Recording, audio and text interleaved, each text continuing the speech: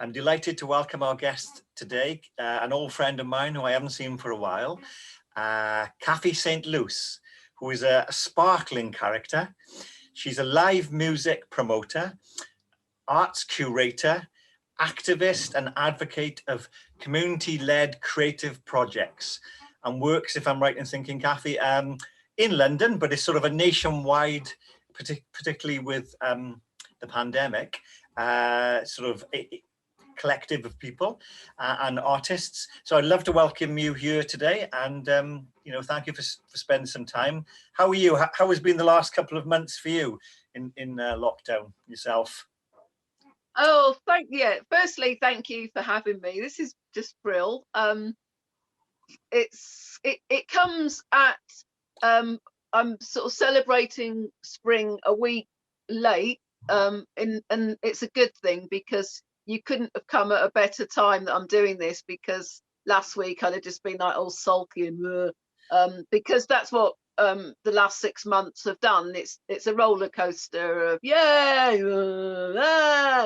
but that is also an energy, because every time that you go down and you manage to cope your way out again, then you've got a little bit stronger, even if you don't know. So to anybody out there who is like down, you can come up, but you'll also have got a little bit more armor into the nature of your skin that comes somewhere. So that's a great start, really. And yeah, and hopefully we can explore how we can all start utilizing that armor you talk about through the things that you've created and helped create over your career. So perhaps you could just take us back a little bit, Caffy, to where all this passion for arts and creation and music started really with you. Childhood, was it adolescence? What sort of things inspired you, and how do you get to where you are now? Well, I've always lived in my head, and I still do, but I was always like drawing and making stories from a child, same as everybody, I think, and it never got crushed out of me. So that, when you grow up, what you were told was stop telling lies or showing off, actually is now known as creativity. So it's great being a grown up. And that a lot of that was, there was always music. My mum loves music, and so many memories, so many songs are connected to a certain memory, that at some point in lockdown, there was one of the super full moons that we've been having while the humans are all going absolutely bonkers. The moon is pulling us here and there. The tides are, we're like, ah! And at some point I found myself barefoot on my balcony dancing under the moon to Moon Shadow by Cat Stevens, which was a song that my mum played so much. And then I went on a radio show in November with some friends of mine, and there's somebody else before me had just chosen Moon Shadow by Cat Stevens, and it's one of those songs that maybe it's in people's parents' collection, that, and I don't know, it's just a thing. I love the moon. Yeah, I love the moon.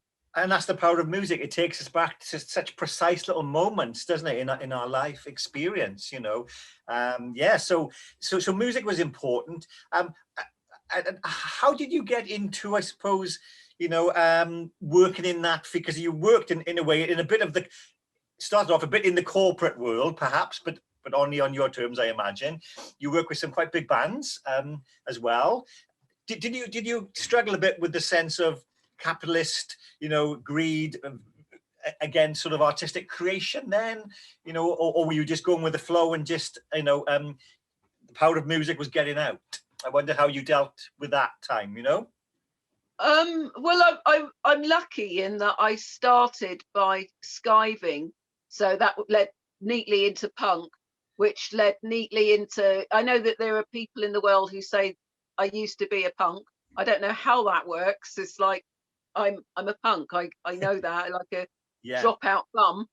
I think that's where maybe the term originally came from. If I'm gonna sort of like take a way of living from anybody, it will be from horses. I think give the best examples of how to live. So I carried the I carried I'm just pondering that a moment. I carried how I live into everything I did anyway, at whatever level, because of manners. Like, if we're brought up, your mum gives you manners and lessons on manners, then it doesn't matter whether you're at a posh board meeting or whatever. If you take your manners with you, that will go in any way. And as for doing things, I did kind of do them in my own way of doing them. So, I want to work hard, but I still can't stop being me, really, I suppose. And luckily I met so many people who that resonates with, and I don't know, that's steered us to where we are now, and to here we are. And was there a catalyst where you really became, I was almost say obsessed with giving bands and artists platforms to express themselves, because you've done festivals, you've done zines, you've just been active. Like I said, you're very altruistic in giving other people platforms and a voice. Was there a moment when that sort of happened to you, or was it just a part of that journey you were on? Do you know? I think it's part of the journey that I'm on, but I think it's also, I'm not part of the elite, so I have no powers to make people happier, to make their lives better, to emit, waves into the air that will make things better and more magic for the children, other than I see that the sort of hippie punky way of DIY music attracts a certain kind of soul, not perfect, nobody's perfect. We work in this underground music. I wouldn't call it a scene, I'd call it an anti-scene almost. But it's like lots of hearts and souls connecting, lots of friends who, you might see somebody kind of on stage being, hey, I just, whoa. But then off stage, they're kind of like messaging you, are you okay? Do you need me to do anything for you? And they're doing all these little kind things. And especially over this last year, as people have started to reveal themselves, lots of people, and some people maybe didn't realize what they had revealed of themselves, but it's kind of, I don't know, it gives me a warm feeling and hope, because right now, everything looks bleak for everybody. So in a way, I like what you said there about revealing ourselves as well, and so it's sort of become a, that community is almost like soul nourishing for you, would you say? And it's been for what, 20-30 years, that sense of community and creation and people, a sense of belonging. Going a bit deeper into that, how do you think perhaps it does nourish you? What does it give you, as you said, armor? What sort of things do you think it does, if you could go a bit deeper into that, Caffy, to explore maybe, I don't know, how does it make you feel? Is it the act of creation? Is it listening to music? Is it, people coming together for a gig or a festival? All those sort of things. How does it nourish you? That makes sense.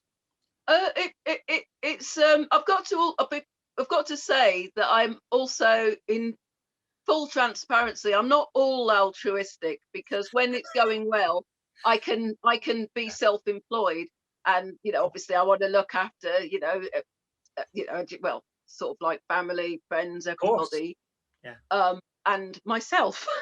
But at the same time, we all have to live in this world, and if we just can put even smallest positivity into it, then we all get something better out of it. So there's a little bit of selfishness there, because you can really tell that we have not been in a venue or a field or on a beach or even in a small garden fete singing and dancing together for about a year, because at the moment we're just like sniping. We are monsters to each other at sometimes. And at the same time, we are being angels to each other, so we can be fighting, we can be there, and we can also be, look, are you okay, love? How can we help you? There's so much kindness, so much bitterness. What we don't have is the human condition, which is all babies sing, dance. You know, our heart is a drum. I love what you said with the heart being a drum. I think that's a really interesting sort of symbol as well, really, isn't it? That the beats and sometimes we need others to hear it, etc. You could explore that. Yeah, totally. And so do you think, yeah, I mean, obviously we're talking this way, which is great. I probably couldn't have come up to London and all that to do. So there are benefits of it. But do you think the live experience of, say, theatre, poetry, music, obviously, that it's left a bit of an emptiness with us as humans? Then that's what you're saying, isn't it? Yeah, a little bit like there's hysteria in the way that sort of we can set each other off yawning if we like each other, or screaming or laughing. You know, if somebody gets the giggles and somebody else, and you could be like, I'm crying so much and I don't even know why. This is part of our thing. But at the same time, I personally, I'm somebody who could live in a shepherd's hut in the middle of nowhere with nobody but a horse for company. You know, for me, that's my own personal thing. I don't know if it's because I'm not sociable, but at the same time, I'm always happy to see some humans. So tell me a bit more about, so what would you say if you could, you know, take 5 albums, books, films to a desert island, that's all you could take, which ones have been so pivotal in your life that have really nourished you and your mental health, and almost, you know, could you say they've saved you perhaps in a way, or how would you say it, you know? So to talk me through albums, few books, maybe few films that have touched you and you hold dear. Now this is I've thought about this one on so many occasions, and I never have an answer, because I would think, oh, I don't want to leave that. It gets into a long convoluted conversation. Also, I am not academic, so I tend to pick from pieces of a story that I like, quotes that I like. So my mind works in a collage, and everything about me works inside my head, works in a collage of things, rather than, you know, I don't know if it's because I'm such an old bag that there's loads of stuff and the years of things, you know, like, so I can pick out a song, but I could probably, if I could list, I could probably, if you said name 666 songs, that would probably work for me. Lines from a poem, lines from a book. Right. You know, I love maybe the way that The Alchemist by Paulo Coelho works in that story. It just goes wherever it wants to. That. Okay, yeah, that's a lovely description of it. A collage, mind collage, which we've all got. You're right, yes. Okay, quite a specific question now. Can art and artistic creation bring us out of, say, depression, anxiety, panic attacks? Can it really play that important a part, do you think, in your opinion, Caffy? And has it ever done that for you, perhaps? What's your take on that? Not only do I wish there was more art in the streets, but like I just had a horrible week where I just so down. You know, luckily I had a nightmare last night to kind of end it off, kind of thing.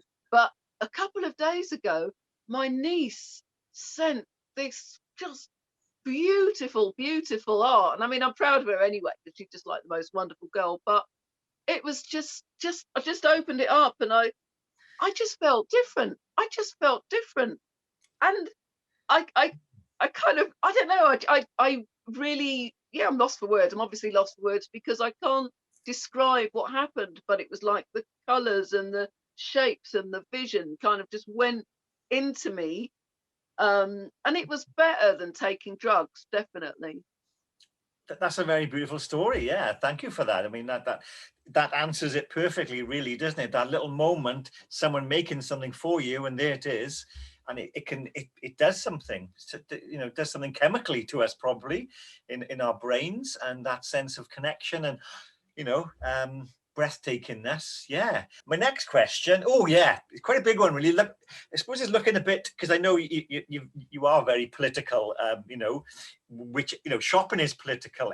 Education is political these days, obviously. So but it's looking at, I suppose, in a way, the macro level of society. How do you think we could change our health and social care system post-pandemic now? What sort of things would you change, and would you make to make a better, more inclusive, just society then, and healthy society? What sort of things would you perhaps, from what you've learned about the power of art and music, or anything else you want to chuck into the mix?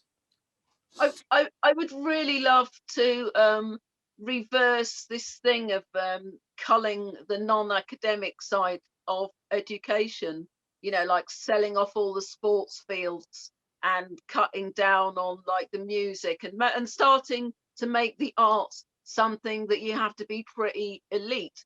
Because at the end of the day, I think that from the experiences of being, I'm underclass, and most people are underclass now. They're actually going rapidly toward making so many people underclass. But our experiences make us more colourful, make our art angrier, our songs brighter, our everything, our sport more determined. I'm gonna do we it's like nature says, okay, I need to give you a little bit more talent for you to rise. And I don't know how nature does these things, but good on you, nature, I say. Yeah. Yes. At the same time, that they're cutting down our trees, which are actually part of our community. Trees are family, and they're like just cutting down our trees, and it doesn't matter that we can't breathe, this, that, and the other, and people may wonder, if you can't appreciate the arts, then you can't appreciate anything. So you might think, well, so what if the water's rising? I've got a yacht. So, and you notice how many people go, make sure they've got their boat. They know what they're doing. They really don't care. But at the same time, that whole don't care makes them less creative. Maybe to save a lot of rowing in the future, they could try teaching true history. So it's like, okay, we've had the empire history, that's nice, but like so many people got a history lesson last summer that why stop now? Because it's out in the open. And yes, we should hang our head in shame for history, all humans, all every nationality, but some more than others, let's face it. We should hang our head in shame, but that doesn't mean that we have to fall out about it. Let's go forward and go, look, you know what, if we teach this, it's not a problem in the future, is it? It's not a debate. We know these things, and we're like, okay, now we know. Sorry, how can we either make amend or even acknowledge? Because I remember at school, and they were talking about enslaving people, and I kind of, they were saying, the royalty will never apologize for that. And I was like, well, okay, why don't they just say thank you then? Because I mean, you've got all these fantastic cities. So if you don't want to say sorry, thank you is just polite, but none of that either yet. So I don't know. You make some very powerful points there, Caffy, as well. And you're talking about class, about education, and how we can utilize that. And you got me thinking about, you never hear of Eton closing down sports, fields and sports teams or the arts, whereas valley communities or working class schools, their sports facilities and particularly arts facilities, closing down. I think in Gwent, the Gwent, it was called the Gwent Music Service, and it gave children in school who couldn't afford lessons, private lessons, chance to learn any instrument. And I think over the last couple of years, that is funding has just been distilled and it's hardly, I think people had to raise their own money to pay for this service, whereas you wouldn't get that in Eton, obviously, or Harrow. You got me thinking a lot there about how we could change things, and about nature, and about, and again, you don't see trees being chopped down in very rich areas, do we? No. Do not. Yeah. Give people enough money if that to live on, and they say like a living wage. Well, if you can't afford to eat and have a home, it's not a living wage, is it? It's just, I mean, enslaving again. You know, truth is the way forward, and truth will help children feel better, because when you're little, you're told off. You're told you're not to lie. And where are your role models? You know, Marcus Rashford is a great role model, and you see children wanting to be like him. So children have actually got the better morals because they want to be like the good person. No, it's really powerful comments, Caffy, as well, because we've been focusing a lot on, so we say, more the psychological, part of life and surviving mental health and coping and strategies. But I like how you brought in how the macro structures, the environment, the class structure, education, work, housing, all these things impact on our mental health as well, and we can feel overwhelmed, powerless so much of the time. Do you think, on that thing, do you think, Black Lives Matter, Me Too movement, Extinction Rebellion, do you think these sort of movements have come out of that sense of powerlessness, and thinking something needs to be done, something to shout, we need to shout and stand up, and do you think it's working? So quite a big question. Sorry. I think that it would work, but being humans, we're imperfect, and there's always something to argue against. I think that the heart and soul of the reason that these things spring up, we are in a climate emergency. Women are not safe. Blacks are not safe. Disabled, you name it, gays, everybody. It's nearly the majority of us are not safe, basically. So all these things come out of it, and there is a human instinct that sort of, you feel like we've got to do something. So when you see groups of people coming together, and there's this like I say, this hysteria that and it does go through through cyberspace. It doesn't have to just be in the airwaves. It can go through this, we feel it. We feel something. Yeah. So these movements, in short, these movements, yes, I do think that they were in as a kind of catalyst, yeah, one of those words. Yeah. And catalyst. Yeah, definitely so. And and I think, and similar thing in Wales, the independence movement is growing in Wales to say, well, there are other ways of living. I think maybe the pandemic has brought down a personal level, and then as a societal level, thinking, let's have a look at the way we are running society. There must be better ways, and people perhaps are, waking up to the fact of it, and getting out on the streets more, and working towards change. Perhaps this is what we're all seeing now. My last question is a really hopeful one, hopefully, Caffy, as well. It's what things have helped you through difficult times?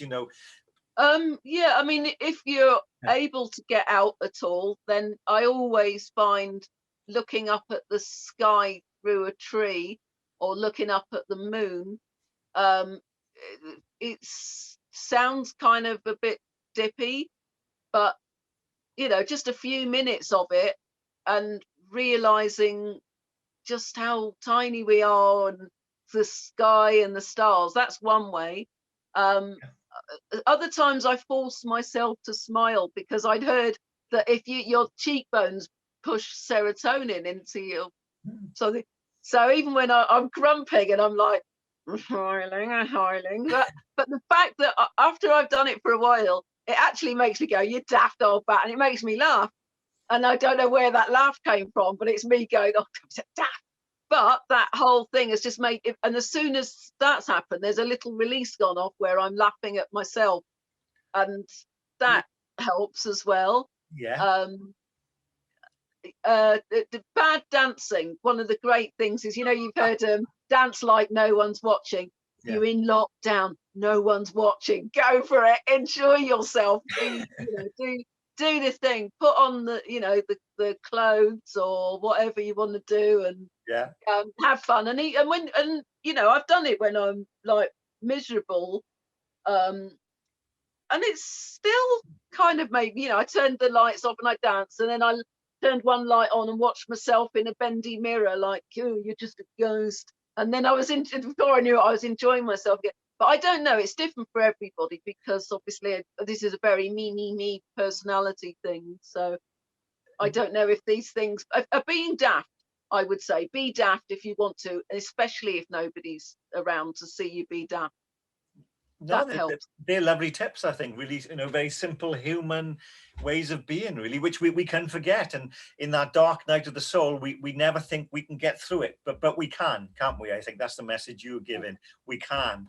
And You can. you know, yeah, that's a beautiful message to end with. And then my final thing is almost like if there's a quote or a mantra that perhaps you live by, or a favorite quote. You mentioned quotes earlier, to leave us with. What would it be for you to pass on to the world? You know, a quote or a mantra of your ethos of life.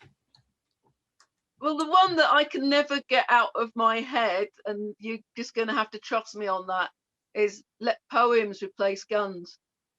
Oh, that's very kind. I'm embarrassed now. But it's actually the truth. You know, on Millennium Eve, Yeah. I was just thinking, wouldn't it be wonderful if, instead of us using explosives to go, oh, the new year, you know, don't get me wrong, fireworks, very pretty.